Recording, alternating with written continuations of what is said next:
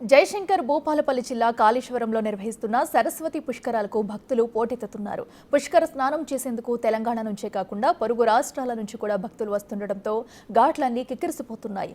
భక్తుల తాకిడి పెరగడంతో కాళేశ్వర ముక్తేశ్వర స్వామి వారి దర్శనానికి ఆలస్యమవుతుంది.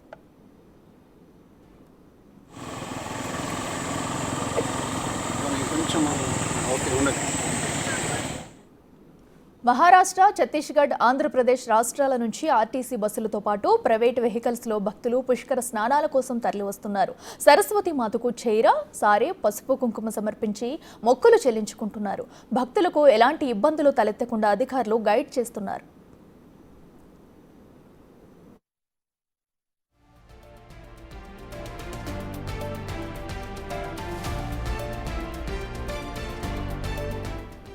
భక్తుల రాకతో కాళేశ్వరం పరిసరాలన్నీ రద్దీగా మారాయి. మహదేవ్పూర్ నుంచి కాళేశ్వరం రోడ్లో ట్రాఫిక్ జామ్ ఏర్పడింది. స్వయంగా బైక్పై వెళ్లిన కలెక్టర్, ఎస్పీ ట్రాఫిక్ ను క్లియర్ చేశారు.